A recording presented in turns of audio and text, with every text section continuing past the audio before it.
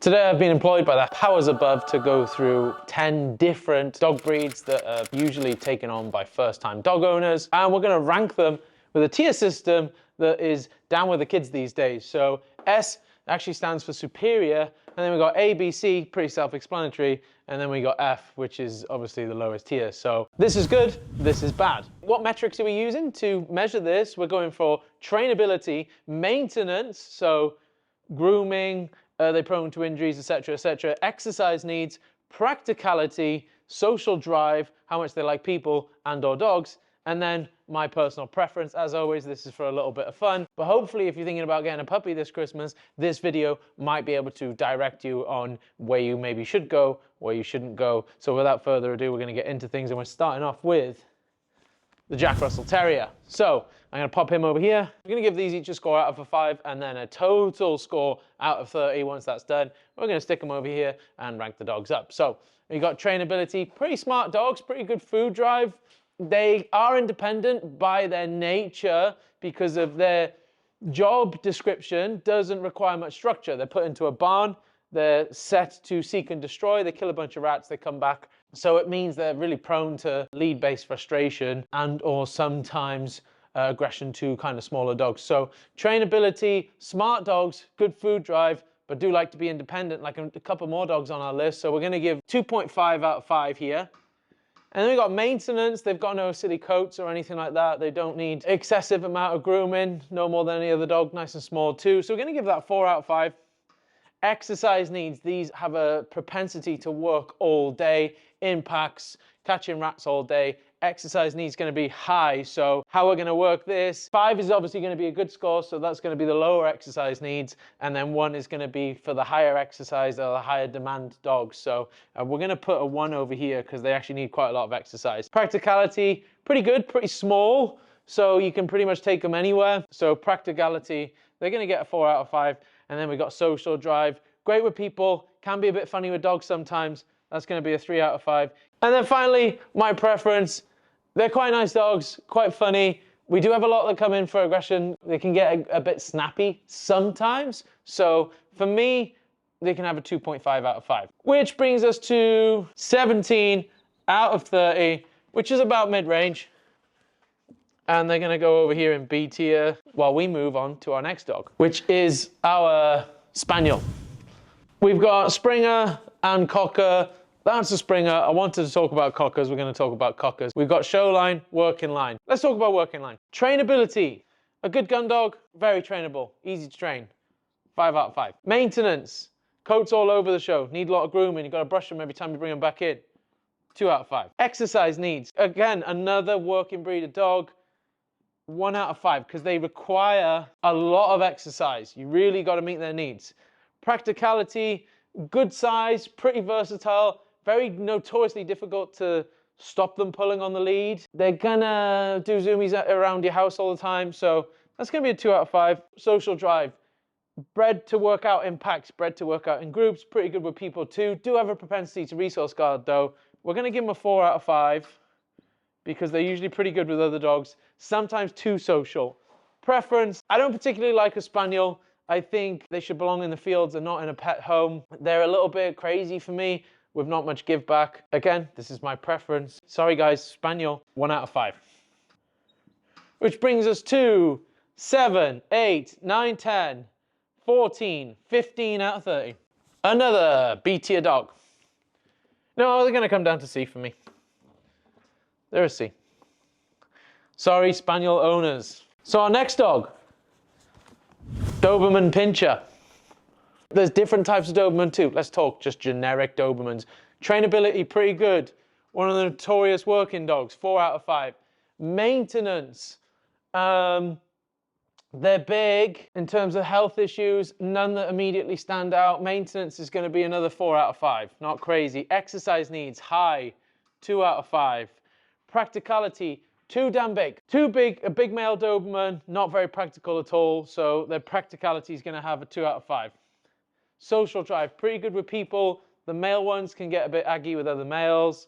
We're going to give that a 3 out of 5 overall, not too bad. Preference, I don't like the whining. They're notorious whiners. They're going to whine and whine and whine and whine. For me, 2 out of 5. Pretty good dog. I quite like them. I hate the whining, so that means I'd never get one. Overall, 4, 8, 10, 12, 15, 17 out of 30. Again in the B tier. Next dog is the Cockapoo. Yes, this is a crossbreed. I understand this is a designer dog, but they're so popular, can't really leave them out of the list. Trainability, actually very easy to train, because of a Cocker Spaniel and a Poodle. Poodle's second most intelligent dog in the world by recent metrics. 5 out of 5, easy to train, but I think people underestimate them and neglect this bit here. So what happens is they pick up lots of bad behaviors. A dog that is easy to train is typically very motivated, but they're motivated to push into unwanted behaviors as much wanted behaviors. So there's a 5 out of 5 up here. Maintenance, you got to get them groomed something like every 6 weeks. That's too much for me. 1 out of 5. Exercise needs. They need a lot of exercise, probably more than most people think. They get this dog, think it's a cute, cuddly little teddy bear. They let it sit around the house all day. It starts getting up to no good, goes stir crazy, prone to anxiety and things like that. 1 out of 5. Practicality, actually very practical. 4 out of 5. Social drive can be too social. We're going to meet two types of Cockapoos. One riddled with anxiety that's scared of its own shadow, or one wants to be best friends with everyone.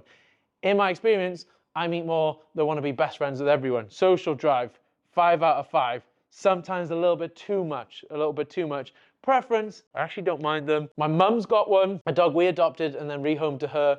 He's a great dog, so personal preference is actually 4 out of 5, giving us a 6, 7, 8, 9, 10, 11, 16, 20. That's going to upset a few people, but our Cockapoo is over an A tier. With a caveat, it seems as though Cockapoos in America and Doodles in America are very different to the ones we have here in the UK.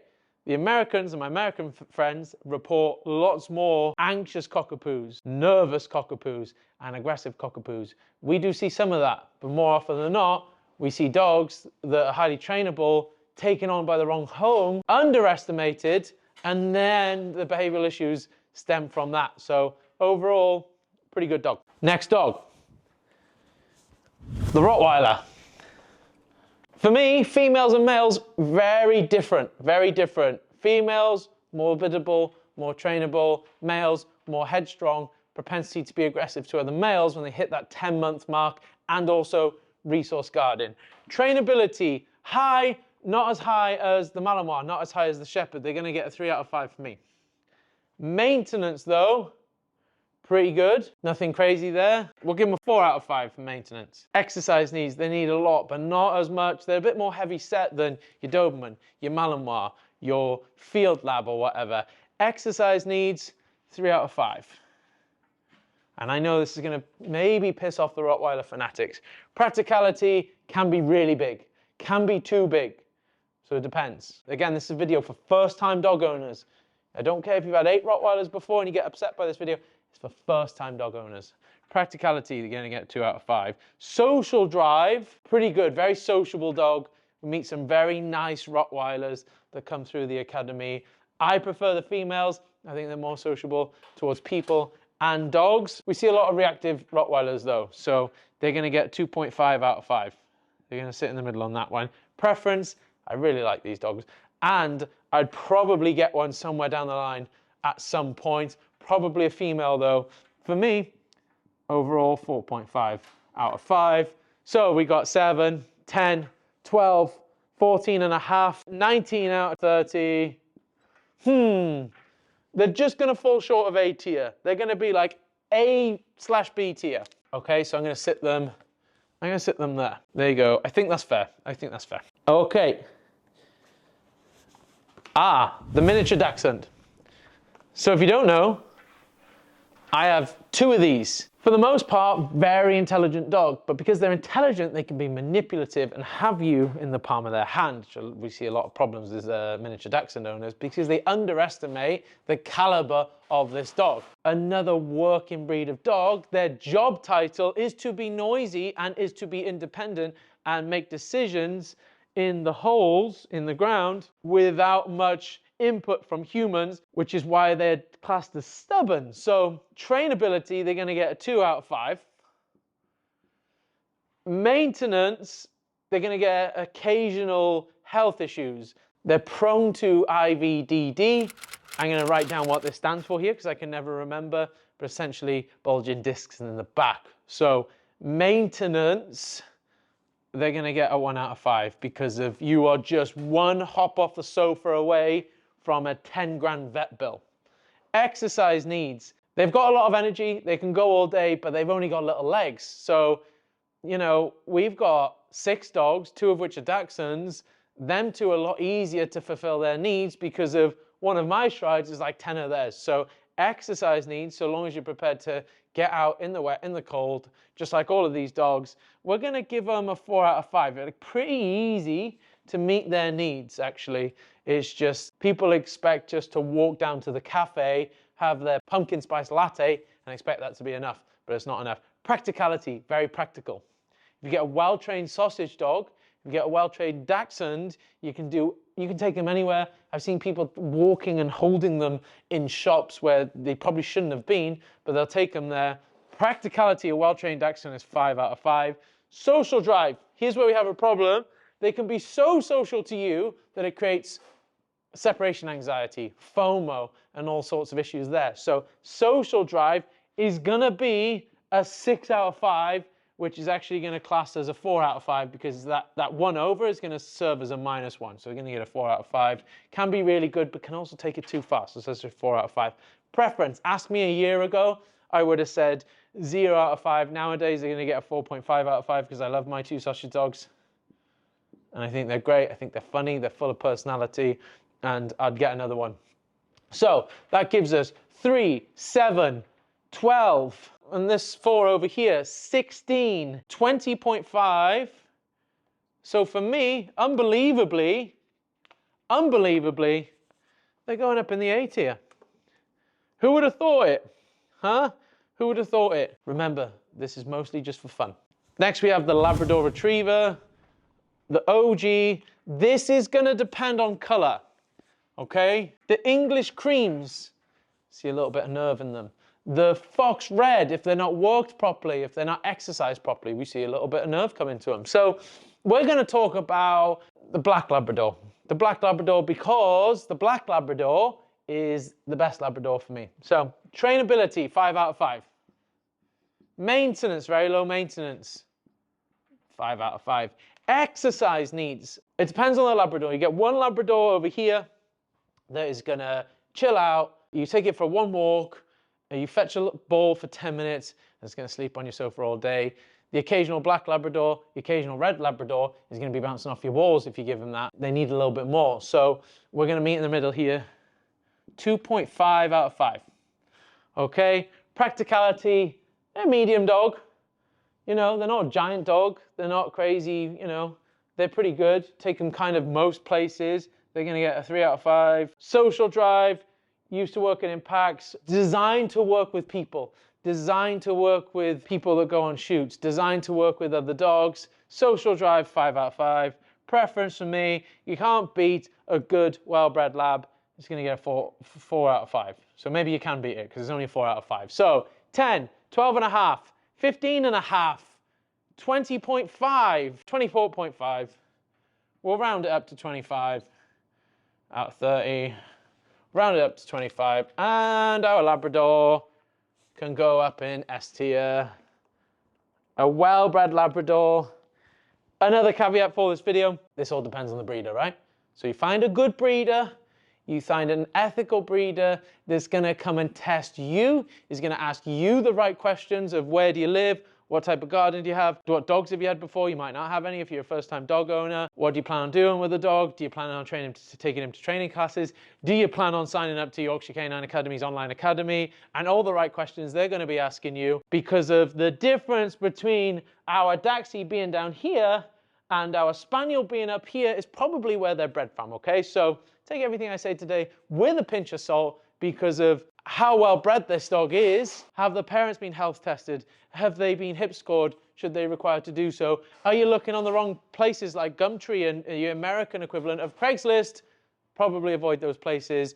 And where you get this dog from will probably matter more than actually the breeder dog itself. But we continue.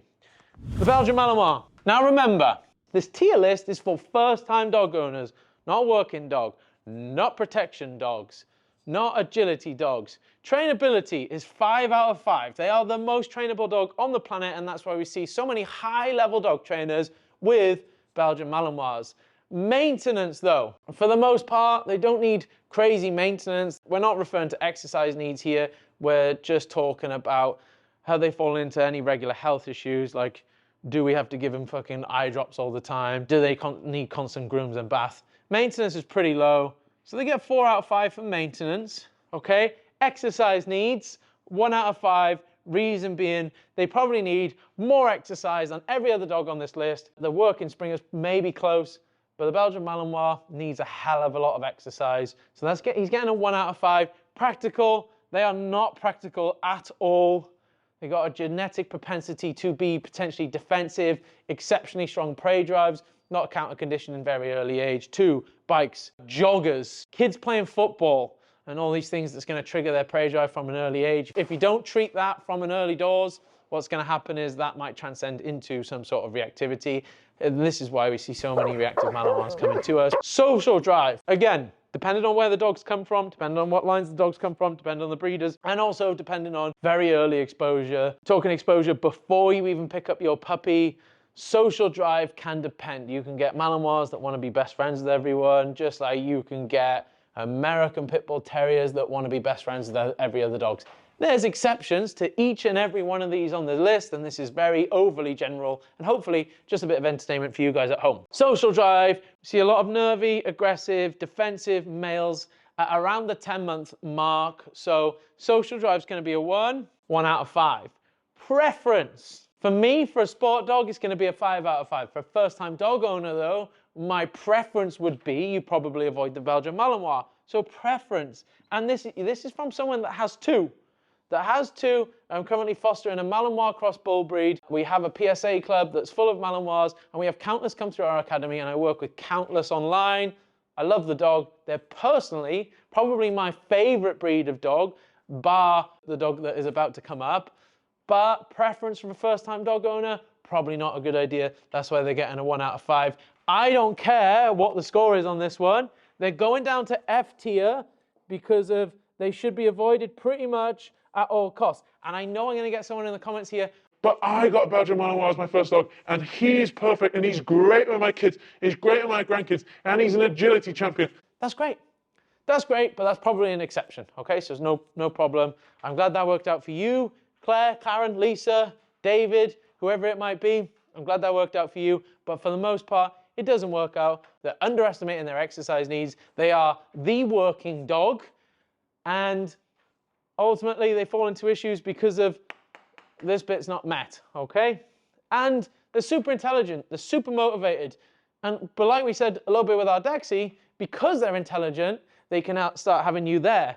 A Malinois is an easily trained dog. However, they can pick up bad habits just as easy. So it's really important that we don't forget that, and we're making sure we're using a lot of management early doors, proper socialization. Go and watch my videos about socialization on puppies, and making sure they're not hitting that adolescence and falling into that reactivity, that aggression that we so frequently see. And finally, last but not least, we're going to go for the American Pit Bull Terrier. Of course, these are a banned breed in the UK, so I have to be careful with my following words. Trainability, exceptionally trainable. I've met some great pit bulls in my time. They're going to get a 4.5 out of 5. Maintenance, pretty low. You know, these are often seen with homeless people, so, you know, they're not needing a lot of maintenance. They can survive out in the streets and all the rest of it. Another 4.5 out of 5.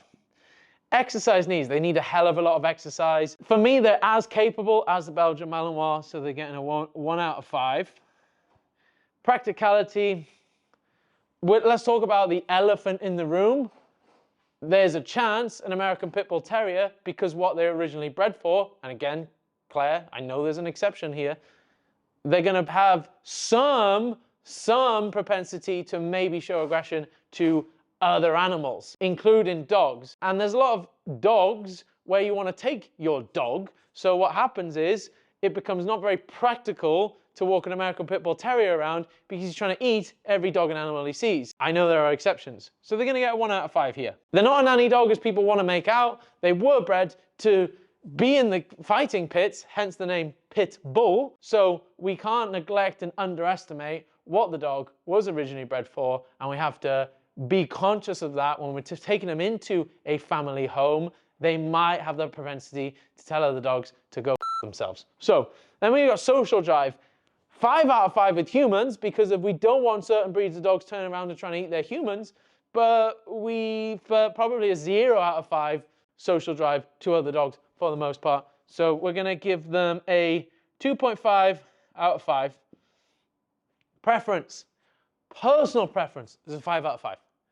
This is just the best dog on the planet for me, right? Because I have the facilities, the space, the team to kind of make sure we're meeting this dog's needs. But for a first-time dog owner, they largely fall into the same category as our Belgian Malinois, and I'm going to go for a 1 out of 5, and I would prefer they not go to a first-time dog owner because of the challenges that they may present first-time dog owners. To summarize, we're looking for a good breeder. We're looking for good lines. Each and every dog on this list can be an S-tier dog if you get socialization right. You go to the correct breeder.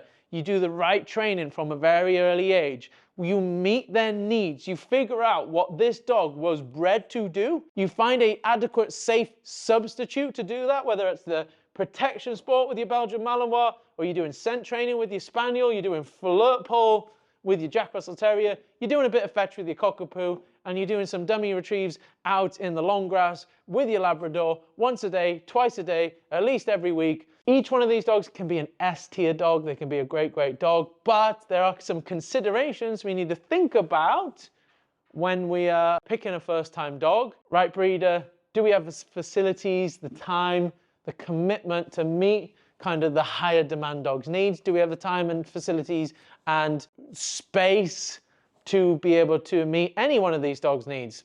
They're questions we always need to continue to ask ourselves. If you check out the link in the description, there's a free puppy guide if you're thinking about getting a puppy. Otherwise, I'll see you in the next video. If you want us to do another video like this and we've left out your breed of dog, let us know in the comments.